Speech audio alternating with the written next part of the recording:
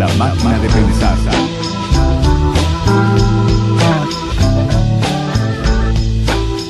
In my soul I'm French, in my heart I'm Polish, I think. Why is that? Because heart somehow is connected with sentiment more than the soul, I would say. And since I grew up in Poland, my childhood, my youth, my schooling, film school above all, is Poland. So naturally my heart goes to Poland.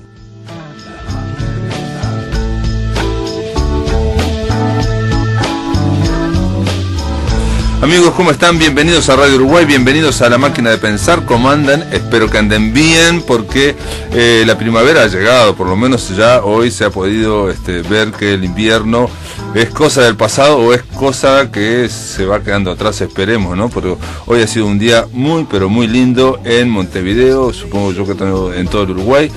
Estábamos escuchando el comienzo de este programa y de esta semana, alguien que vamos a estar hablando durante toda la semana. Esta va a ser casi temática esta semana en La Máquina de Pensar. Era una entrevista que le hicieron en el 2000 a Roman Polanski. Roman Polanski es el autor. Polanski el atormentado, pusimos en la gacetilla, en La Máquina de Pensar, en el blog de La Máquina de Pensar, porque se trata de es alguien que es un cineasta hiper conocido, nació en el año 33 y sigue en actividad después de más de 60 años haciendo cines, productores, guionistas, actor, sobre todo es actor, aunque parezca increíble Polanski. Así que ya vamos a arrancar de esta forma. Es bajito, y los dioses le han negado la belleza. A cambio parece irónico, inteligente y dueño de un magnífico sentido del humor, al menos desde las películas, por las que deja ver su enigmática personalidad este realizador polaco, Roman Polanski. Muy bien, del otro lado del micrófono, allá del cable telefónico, está Diego Moldes. ¿Estás ahí, Diego? Estoy aquí. Bienvenido acá a La Máquina de Pensar. Diego Moldes está allá en Madrid, ¿estás, no? En Madrid estoy, encantado de saludaros. Diego Moldes es un escritor español, es ensayista, es periodista, es publicitario, es crítico y es historiador de cine. Y la conversación con él, que va a llevarnos toda La Máquina de Pensar de hoy, porque es una forma de abrir la semana en torno a este señor bajito de 1,65 m que se llama Roman Polanski, la razón es que Diego Moldes González es el autor del libro Roman Polanski, la fantasía del atormentado, que es el primer libro de ensayo escrito en español, en nuestro idioma, sobre este realizador polaco que nació en París. Diego Moldes, la verdad que tu trabajo es un trabajo muy sólido y uno se sorprende. Mucha gente lo conoce a Polanski, no todos conocemos la cinematografía de él, y realmente cuando uno se sumerge en tu libro puede darse cuenta que Polanski es mucho Polanski, lleva mucho tiempo haciendo cine. Así que, si te parece, podemos empezar por el inicio, por la vida. Hay un detalle que quiero aclararte, Diego. En Netflix hay un documental que lo vi hace poco, que es la vida de Polanski, precisamente, un documental sobre él, que se llama Mi vida, mi cine, y es solamente una charla con un amigo, y vale la pena verlo, es un documental muy interesante, y ahí cuenta la vida de él, que parece que como si fuera una montaña rusa, ¿no? Alguien que ha estado muy abajo, después ha estado muy arriba, muy abajo, parece un electroencefalograma, parece una cosa impresionante. Si te parece, arrancamos con el principio, por Polanski, claro, por la vida. Sí. Uh-huh.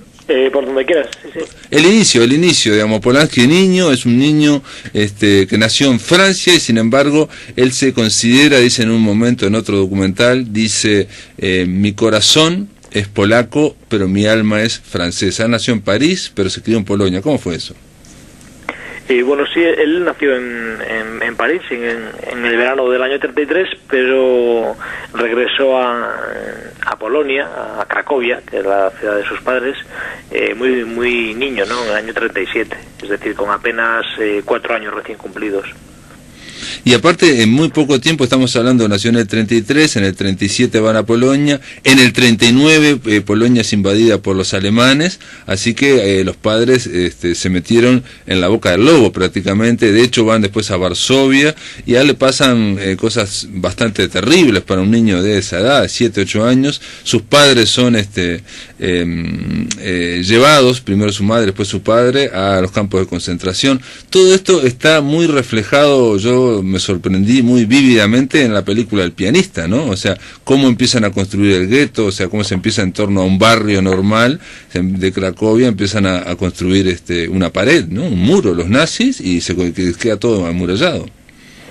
Sí, así es.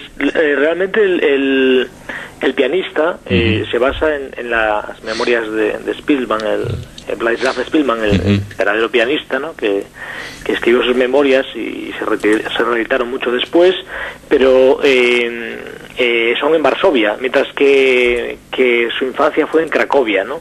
Y es curioso porque yo me informé cuando estaba escribiendo el libro que a él le había llegado a través de Steven Spielberg, que hizo un viaje a Ibiza cuando él tenía casa en Ibiza, que la tuvo durante más de 30 años, y le ofreció a Polanski dirigir La lista de Schindler, ¿no? Que era una película que en principio Spielberg solo iba a producir. Y lo que comentaron Spielberg y Polanski era que él no se veía capacitado para hacer La lista de Schindler porque La lista de Schindler, si la recuerdan los oyentes, transcurre en Cracovia, y claro, era una cosa que le resultaba ahí muy cercana y muy dolorosa, porque había algunos personajes que salían en la película que habían sido amigos de los padres y de los tíos de Roman Polanski, que perecieron todos en Auschwitz, a excepción de su padre, que sí regresó, ¿no? El resto de toda su familia, por parte de su madre, que era de origen ruso, como por parte de su padre, perecieron todos, ¿no? Él dice también, el pianista, sí, dice algo así como que le pareció que por un lado era la vida de otro, pero que él podía meter muchas escenas y muchos detalles de lo que a él le había pasado sin que fuera una autobiografía, ¿no? Porque toda esa zona de la infancia, por un lado es muy dolorosa, por otro lado, al mismo tiempo, cuando él zafa, digamos, de ese gueto, se va a vivir al campo. Es una cosa extraordinaria, ¿no? Con unos campesinos. Sí, de hecho hay una película que se inspira en la infancia de Polanski. Piensa que cuando empieza la invasión nazi en septiembre del 39 tenía 6 años, y cuando acaba la guerra a finales del año 44 él ya tiene 11 años y medio, casi 12 años, ¿no? Entonces prácticamente la mitad de su infancia, o más de la mitad de su infancia, transcurre durante la ocupación, y él sobrevive haciéndose pasar por un niño católico. Y hay una película, yo creo que es del año 2001, si no me falla la memoria, que se llama Jugando en los campos del Señor, y esa es la infancia, está inspirada en la infancia de Polanski, aunque él inicialmente, el libro que quería adaptar era el de un compañero suyo, de un novelista muy conocido que fue el mayor bestseller de los años 60 en Estados Unidos, que se llama Jerzy Kosinski. El libro se llama The Painted Bear, el pájaro pintado, de 1965, y ese era un libro que él quiso realmente adaptar al cine, pero no lo consiguió. En su lugar hizo en el año 67, la rodó, en el 68, La semilla del diablo, se llama en España, en el título original Rosemary's Baby, ¿no? Esta película es la que hizo en lugar de la que él quería hacer, que era la vida de ese niño, ¿no? Que es la historia de un niño que se llama El pájaro pintado, de un niño que intenta sobrevivir en un país oriental, que no dicen el nombre, pero puede ser Polonia o Ucrania, ¿no? Y esa era la historia, ¿no? Jerzy Kosinski fue, aparte, compañero suyo en la Escuela de Cine de Lodz. Jerzy Kosinski es muy famoso por la película, digamos, por el librito. Es un librito en el sentido que es chico, Desde el jardín, es una especie de cuento largo, una novela corta, y que hicieron la película Bienvenido Mr. Chance, o Desde el jardín también se llevó. Binder, se llamó así en inglés, Binder, sí. Con Peter Sellers, el último trabajo de Peter Sellers. Sí, Peter Sellers y Ian McClane, una gran película que aparte está muy actual porque es una fábula política, ¿no? Y tal y como está la situación política en el mundo, es una película muy actual. Es muy actual, sí, de donde digo, Mr. Chance lo que hace es decir todas vaguedades y cosas muy abstractas, y los medios, cada uno proyecta sobre él lo que él quiere, el discurso que quiere, ¿no? Entonces todo el mundo lo ama, ¿no? Pues sí, pues Kosinski y Polanski, aparte que nacieron en el mismo año, fueron compañeros en el primer curso en la Escuela de Cine de Love, en la asignatura de escritura de guión, en el año 53, si no me falla la memoria. Hay en torno a Roman Polanski, bueno, una de las cosas lo primero que llama la atención es su trayectoria, digamos,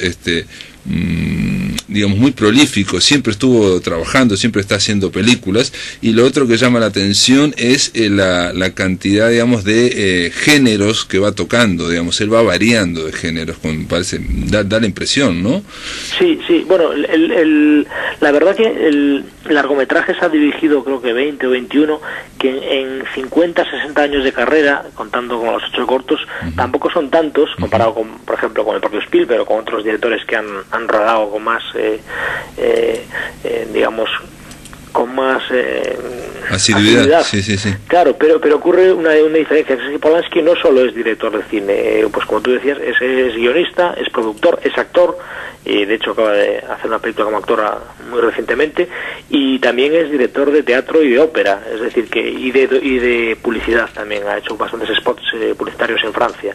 Quiero decir con esto que su labor no se limita a dirigir películas. En ese sentido, quizá al no estar centrado solo en eso, no ha hecho a lo mejor tantas películas como a él le gustaría, ¿no? Yo le he visto entrevistas donde él decía que a lo mejor en vez de 20 podría haber realizado ya unas 25 o 30 películas, ¿no? Pero claro, eso le hubiese impedido hacer otras actividades.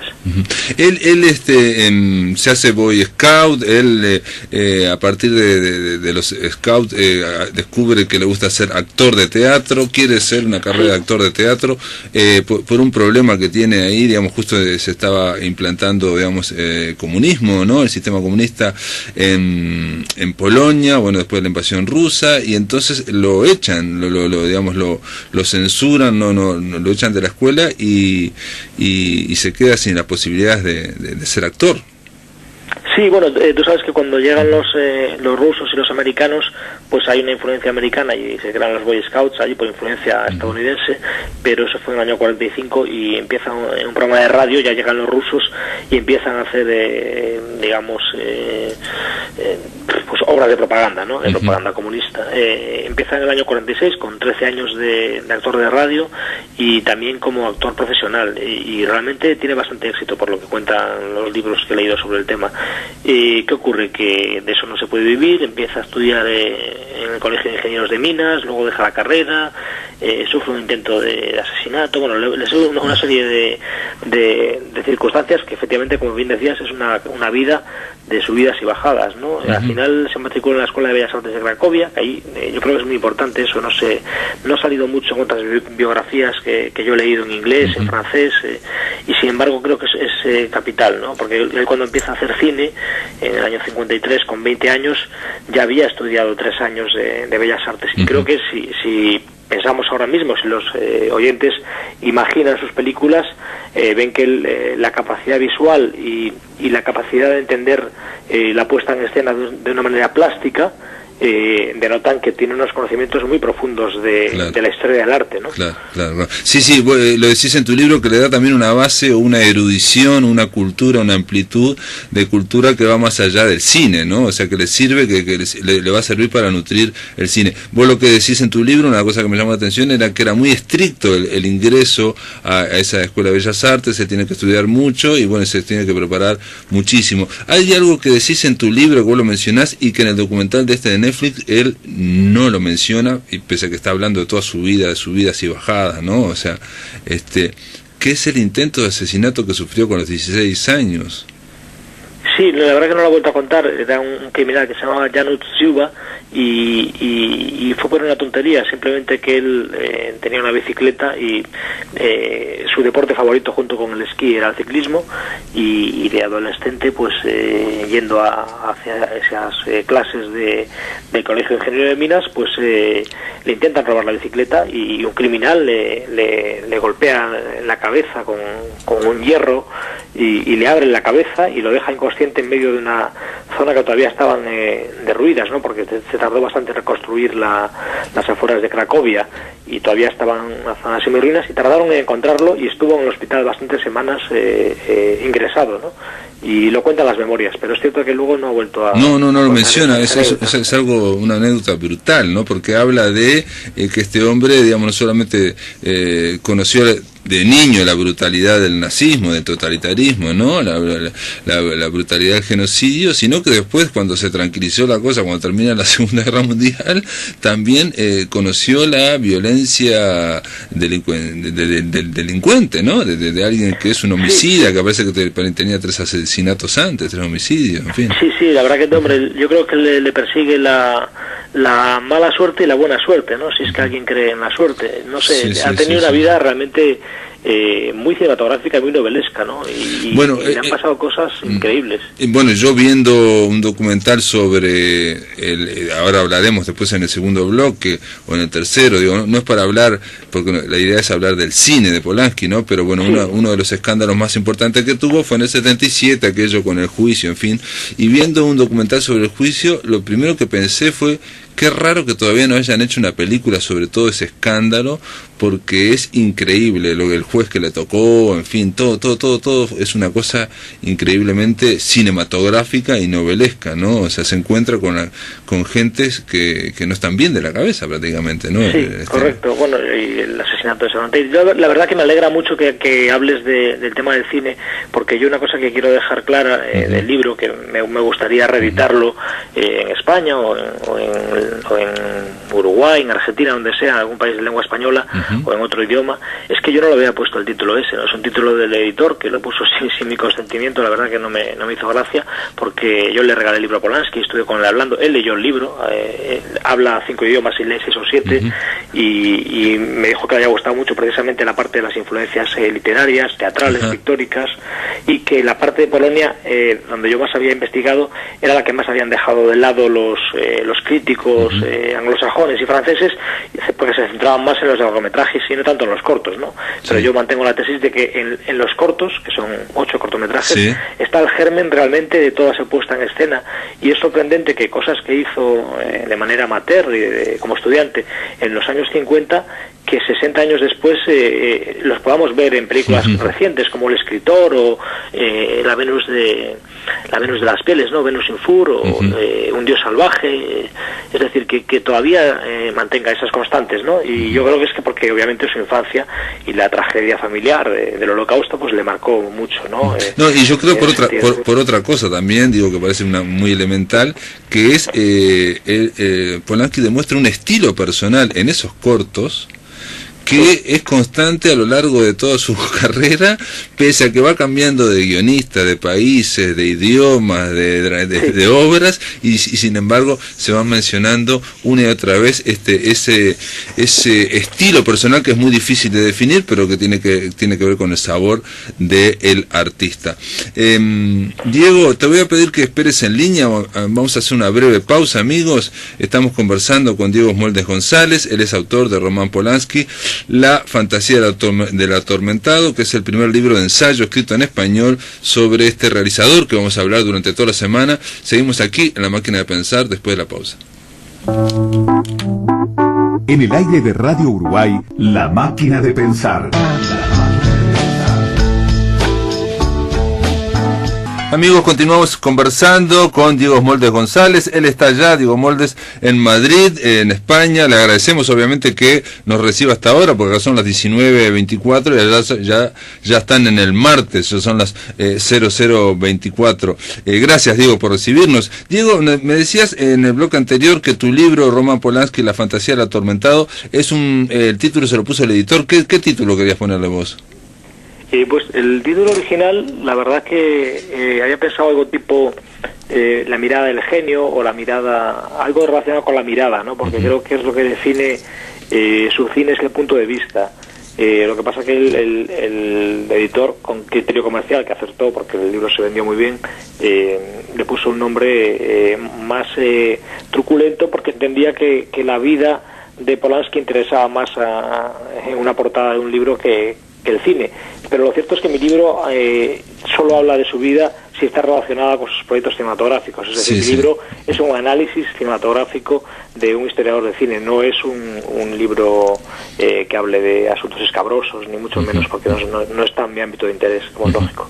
Está muy bien. Aparte, igual de todas formas, en la vida de Polanski, como digo, en la de todo gran genio, arte y vida se van mezclando de alguna forma hasta inconscientemente. Él dice una frase que está en tu libro que me pareció extraordinaria y me dejó pensando mucho, porque él dice que para hacer las películas no le gusta hacer storyboards, ¿no? Esos dibujos con las cámaras para ver, ¿no? Hacer en storyboard como si fuera una historieta, todo planificar el rodaje, que sirve para ir pensando, craneando la película. Y dice, la frase que me llamó la atención, dice algo así como que yo sigo mi instinto, pero de una forma disciplinada. Sí, bueno, es cierto, porque él, yo creo que los guiones los trabaja muchísimo. Hay algunos guiones, por ejemplo, el del pianista. Yo tengo el guión original que he publicado en España, en donde explica Ronald Harwood, él es el guionista que ganó el Oscar, además, explica que hicieron hasta 11 o 12 versiones del mismo guión, ¿no? Durante un año y pico en una casa que tenía a las afueras de París. Con esto quiero decir que una vez que tiene el guión perfilado, lo tiene ya para rodaje. Sí es cierto que él dibuja, porque él sabe dibujar, como es lógico, porque estudió Bellas Artes, pero dibuja en el propio set, es decir, durante el rodaje, si no tiene claro algún punto de vista o alguna anotación para los operadores y para los cámaras, sí hace dibujos, incluso les dibuja a los propios actores y gesticula sobre el propio dibujo que él hace, ¿no? Hace dibujos de los personajes y él mismo hace como una especie de mimo, de pantomima, e interpreta a los actores para que vean las reacciones, ¿no? Eso se ve en algunos documentales de su cine, pero no hace un storyboard como por ejemplo hacía uno de sus directores más admirados, que es Alfred Hitchcock, ¿no? Que sí sabes que dibujaba con un storyboard, con un storyteller profesional, dibujaba plano a plano la película, ¿no? No, y lo aplicaba después como un guión de hierro, porque lo hacen, digamos, muchos directores hacen el storyboard para aproximarnos. Esto que estás contando, que demoraron 1 año y medio y que hicieron como 10 versiones de guión con este co-guionista para ser el pianista, me hace acordar a un libro que leí recientemente también sobre Stanley Kubrick, que vos lo mencionás mucho, para Ojos bien cerrados, ¿no? Están durante 1 año haciendo una y otra versión, y parece como que esos directores lo que quieren al hacer una versión, otra versión, cambiarle cosas, es ir hacia atrás y hacia adelante para irlo interiorizando en su cabeza, ¿no? Para cuando van a alargar hacer el rodaje ya saben exactamente qué es lo que quieren, o más o menos qué es lo que quieren.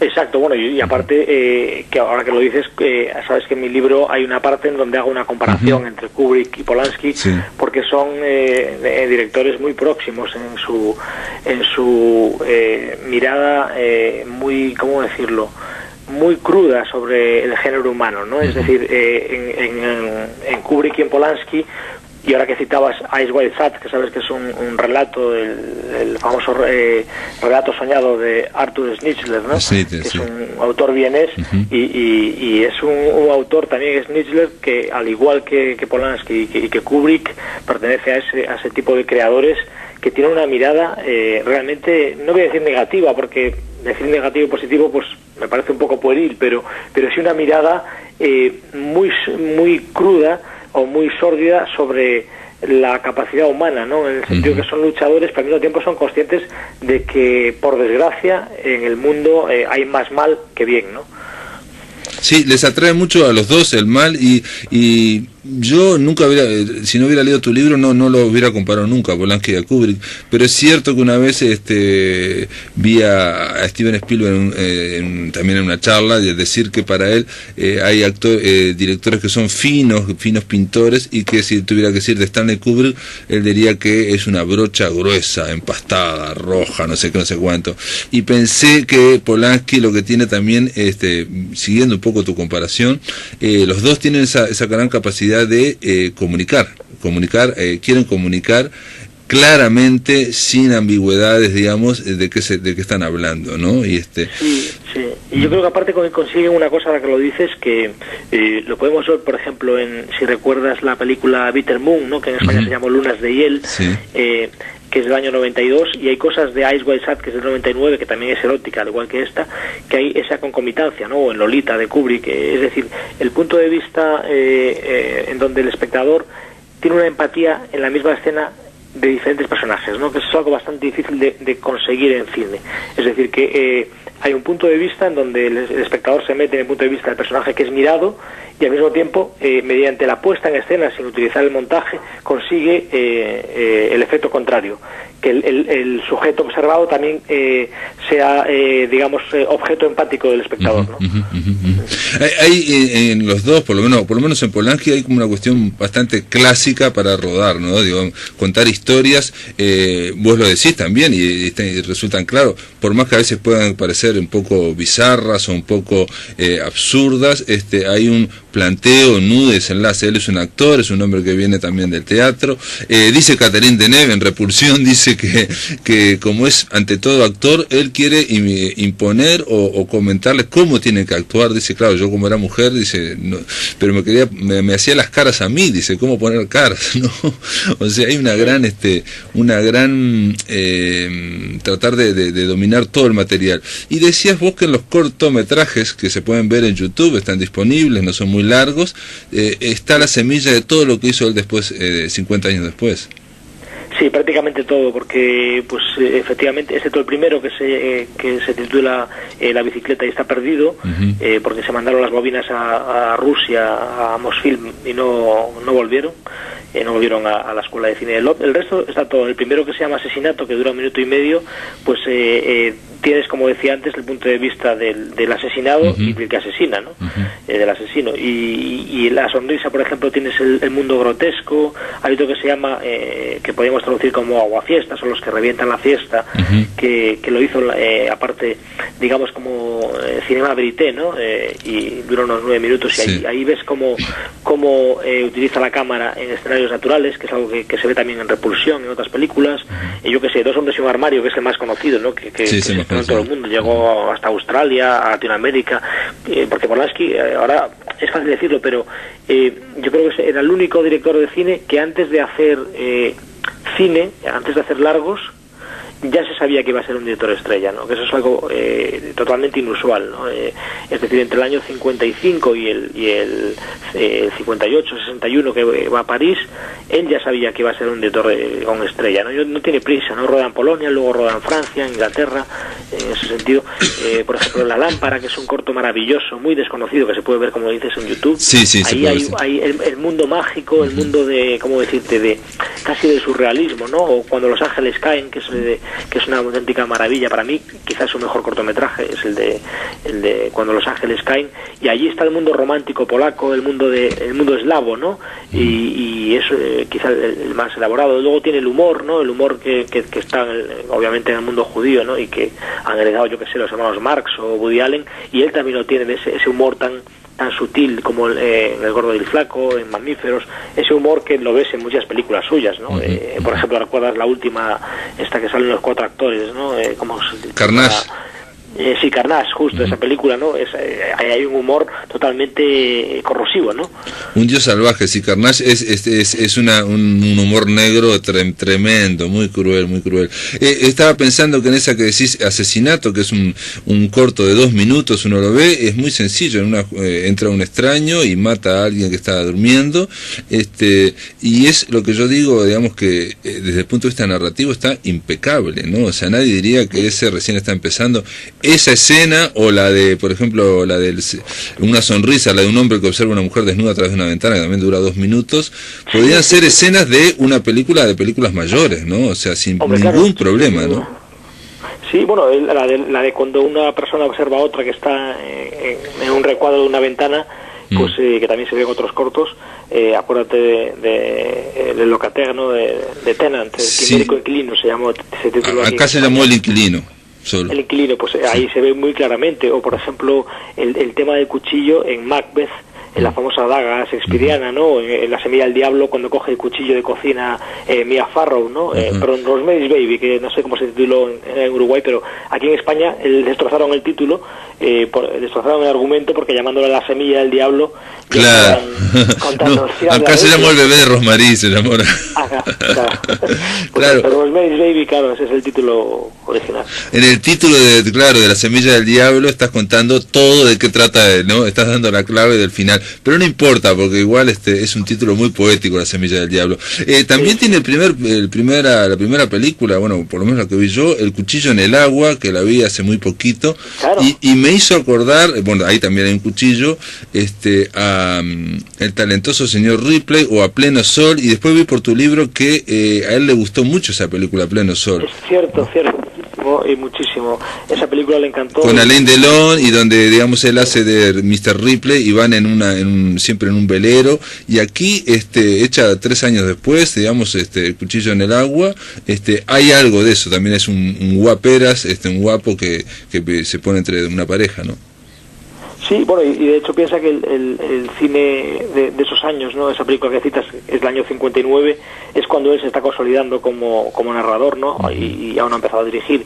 Y la que tú dices del Cuchillo en el Agua, la rueda en el verano del 61, ha pasado menos de 1 año y medio, efectivamente, y esa película la vio en el año 60 en París, con lo cual estaba muy próximo, y es lógico. Y ahora que lo dices, en El Cuchillo en el Agua, ese cuchillo, que es una navaja realmente, ¿no? Sí. Que se clava en el yate de los lagos de Masuria, en Polonia, es una navaja muy parecida a la que el propio Polanski como actor utiliza en Chinatown cuando le corta la nariz a Jack Nicholson, ¿no? Sí.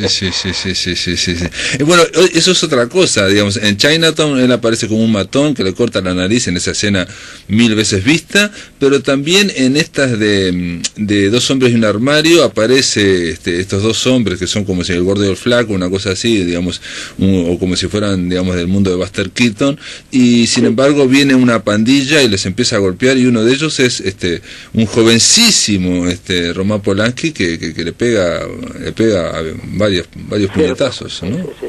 Sí, bueno, y ese mundo, por ejemplo, en Oliver Twist o en Piratas, que fue su mayor fracaso comercial, ¿no?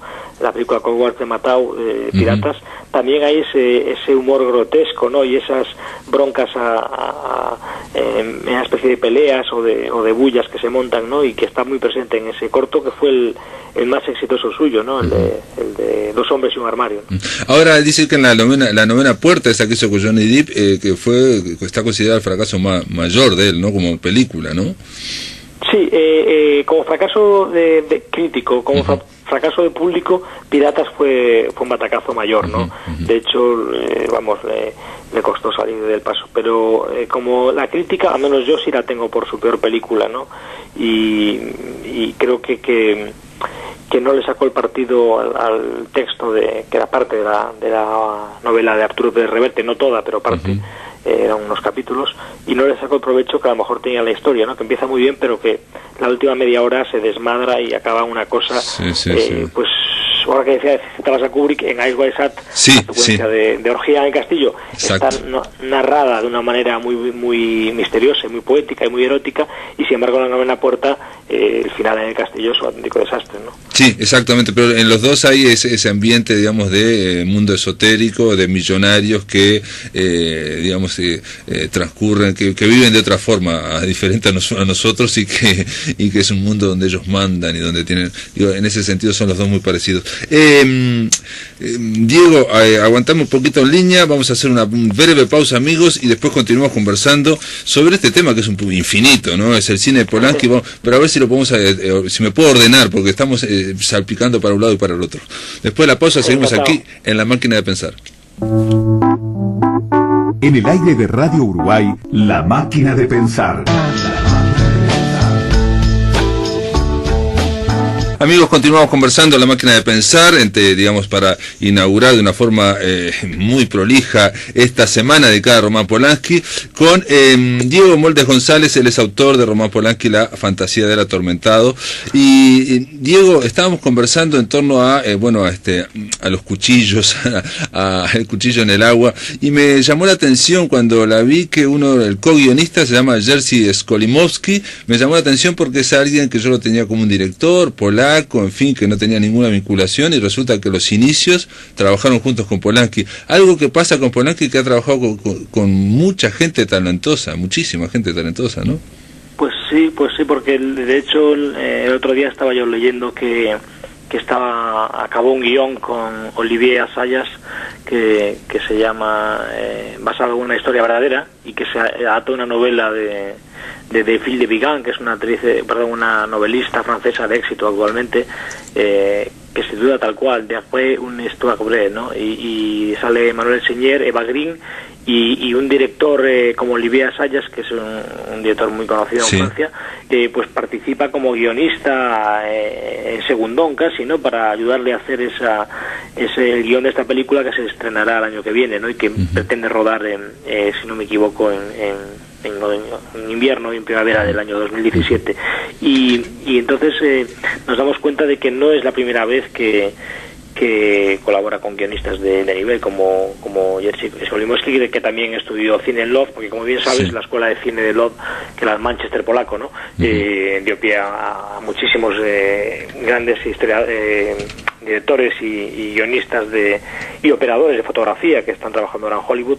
Durante 30 o 40 años fue un vivero de cineastas, ¿no? Y sería muy largo citarlos ahora y no hay tiempo, pero han sido muchos, no solo Polanski y Skolimowski, ¿no? El propio Andrzej Wajda o otros muchos, ¿no? Bueno, Andrzej Wajda creo que era hasta docente, fue docente, digamos, y que y lo incluyó en su a un jovencísimo Polanski como actor también, ¿no? Una cosa sorprendente. Sí, correcto. Bueno, el concepto de docencia y de actor y de alumno en esa escuela y en ese método no era tan delimitado como lo entendemos actualmente, sino que eran como trabajos grupales, como proyectos, ¿no?, que hacían, y entonces se interactuaban la incipiente industria polaca, interactuaba con la propia escuela y viceversa, ¿no?, con lo cual había una compenetración y un entendimiento mutuo. No era una cosa de que un profesor que va allí explica qué es el cine y les proyecta una película de Orson Welles. No era solo eso, ¿no? Sí. Yo cuando te decía que Polanski parece que también, por un lado, en las últimas décadas parece como que va buscando a los bestsellers. Eso me llamó la atención, ¿no? Porque Pérez Reverte es un bestseller, bueno, el de Escritor Fantasma también, Robert Harris, es otro bestseller, digamos, es de gente que vende muchos libros, entonces, ¿no?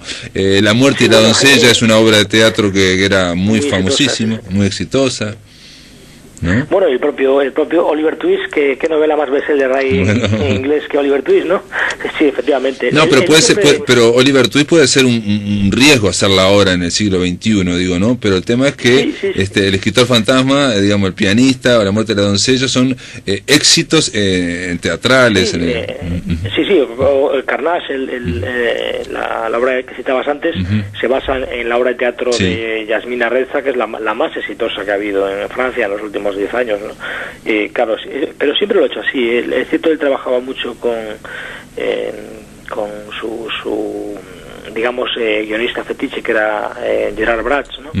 O Brach se pronuncia, y ha trabajado con otros guionistas, pero realmente hay que entender que para él adaptar no es ningún descrédito de mérito, ¿no? Es decir, él nunca ha entendido el cine como guiones originales, ¿no? Sino que si un guión es bueno y el libro está escrito, ¿por qué no adaptarlo, no? Él siempre parte de esa premisa, y no sé si es el hecho de que sean bestsellers o que sean películas que enganchen al público. Hay que pensar que él rueda en Europa y en Francia películas en inglés, ¿no? Y yo se lo pregunté además, y dice, claro, es que yo si no ruedo en inglés no estrenaría en todo el mundo, estrenaría en Francia, en Bélgica, en Suiza, y yo creo que el buscar esas historias es lo que le permite trabajar con presupuestos que en Estados Unidos son medianos pero que en Europa son muy altos, claro, ¿no? Porque son películas de 30, 40, incluso 50, 60 millones de euros, que obviamente no son películas que se puedan hacer hoy día en Europa, ¿no?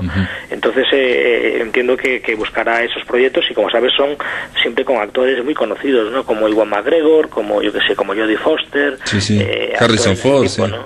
Harrison Ford, etcétera, ¿no? Johnny Depp, algo que llama la atención es que él en su carrera, digamos, por ese problema que tuvo en los 70, fines de los 70, se fue a Estados Unidos y no pudo volver nunca más, y sin embargo se las arregló para desde Europa seguir haciendo cine que repercute en Hollywood. De algo, vos mencionabas que Stanley Kubrick hizo lo mismo, se fue digamos, se refugió en Inglaterra. También se podría pensar que Woody Allen durante una década y media, 2 décadas, estuvo haciendo solo películas en Europa, o prácticamente la mayoría haciendo en Europa, y sin embargo nunca dejan de estar repercutiendo en Hollywood. Sí, bueno, Orson Welles o Chaplin, por motivos diferentes, o Joseph Losey, Gilles Dassin, muchos directores americanos han acabado en Europa, o directores que hacían cine en Hollywood acabaron en Europa, ¿no? Y viceversa. Yo le llamo una carretera asfaltada en 2 direcciones, ¿no? Eso es evidente desde los inicios de Hollywood, que lo inventaron judíos europeos, ¿no? Pero básicamente lo que me dices a mí, hay una cosa que me llama mucho la atención de lo de rodar esas películas que parecen americanas, ¿no? En algunos casos, como The Ghostwriter, es que lo que a mí me entusiasma, y ahora supongo que estos días hablaré de ello en el programa, es que cómo detectar si un director es bueno o si realmente es un gran director, es decir, si es algo más que un buen director en escena y se convierte en un creador, ¿no? Como es el ejemplo, por ejemplo, de Hitchcock o de Fritz Lang, o de directores de ese calibre, ¿no?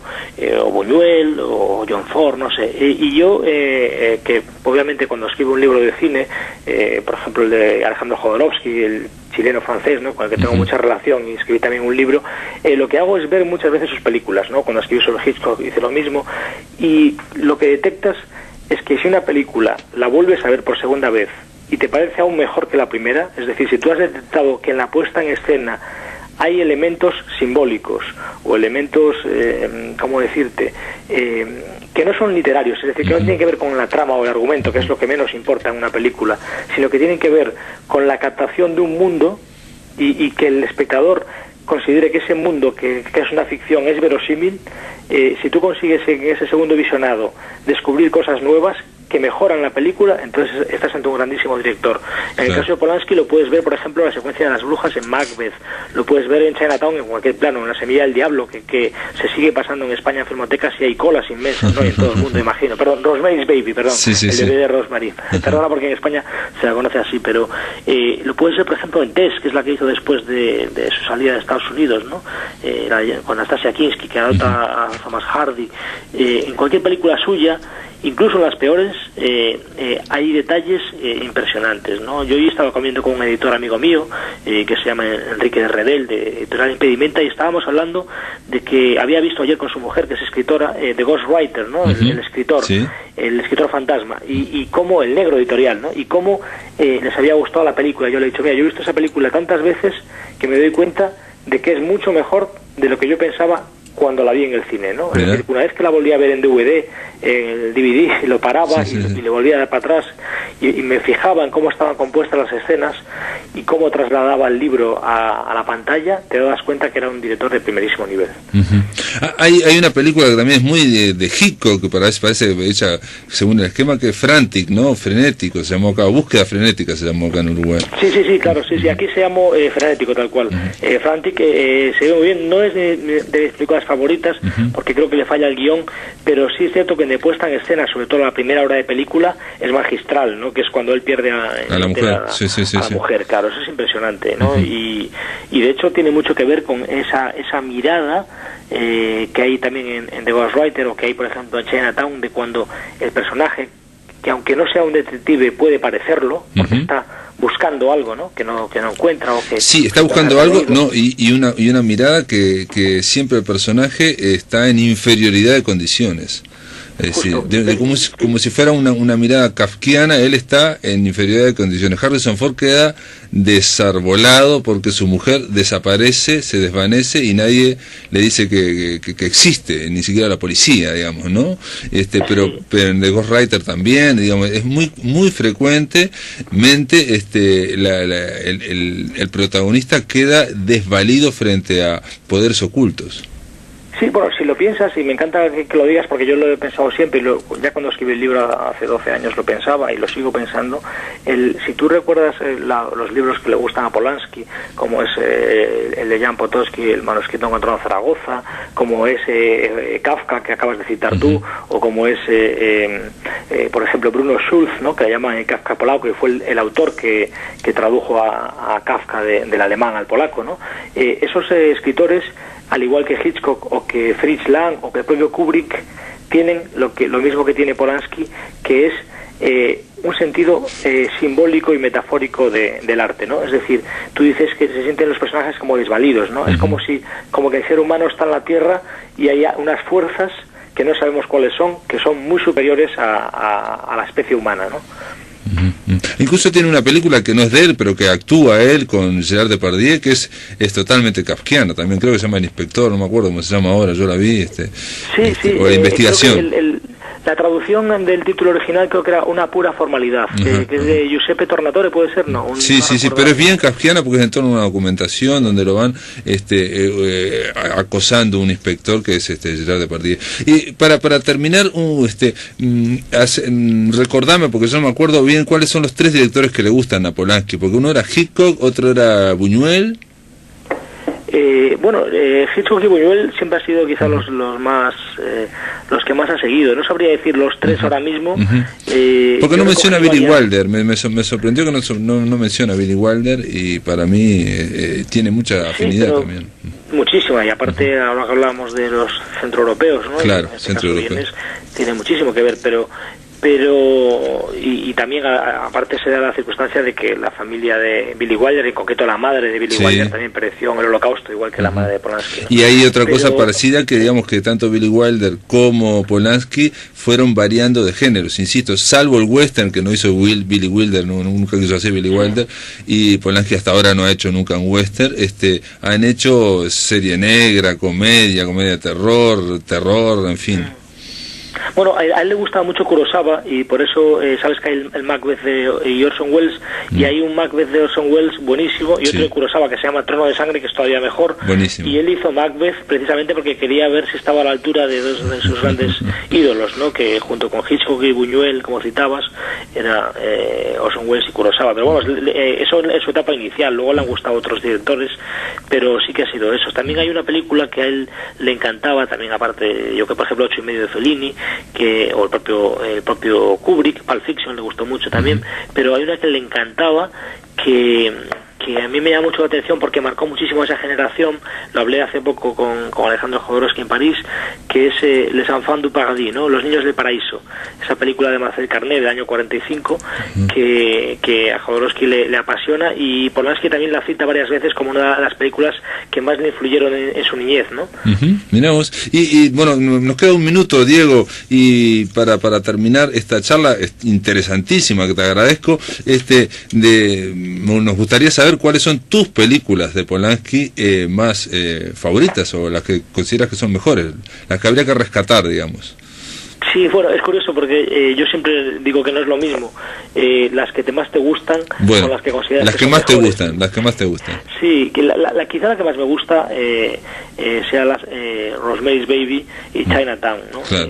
También le tengo muchísimo cariño a Kill the Sack, Callejón sin salida, y al Baile de los vampiros, ¿no? Porque me parece la mejor parodia que hay sobre el cine de terror. Me parece maravillosa, si recuerdas esa película. Sí, incluso el inicio, hay que decir que el Baile de los vampiros, el inicio es muy cercano a Bram Stoker, y está muy bien hecho, digamos, incluso aunque sea un poco paródico, está muy bien hecho. Después se hicieron versiones de Drácula, pero está muy bien hecho en torno a los vampiros. Y Chinatown... Y pianista, claro. Sí, sí, Chinatown sí, seguro, claro. Chinatown quizás sea su mejor película desde el punto de vista formal y de guión, desde luego, que es de Robert Downey, que es un guionista fabuloso, ¿no? Pero que también colaboró como sin figurar en los créditos en El Padrino de Coppola. Pero yo creo que por el punto de vista humanístico y por lo que representa de la historia del mundo moderno, El pianista es la película que yo creo que mejor refleja lo que fue el horror del siglo XX, ¿no? Bueno, muy bien, Diego Moldes González, gracias por estar aquí, gracias por ayudarnos a abrir esta semana dedicada a Roman Polanski. Te mando un abrazo y en algún momento hablaremos cuando ya creo que no le dedicamos nunca una semana a Jodorowsky, pero habría que dedicársela, aunque el cine Jodorowsky tiene lo suyo también, tiene alguna complicación, ¿no? Cuando queráis, estoy encantado y es un placer hablar con vosotros y contigo. Un abrazo. Un abrazo, amigos, se terminó La Máquina de Pensar.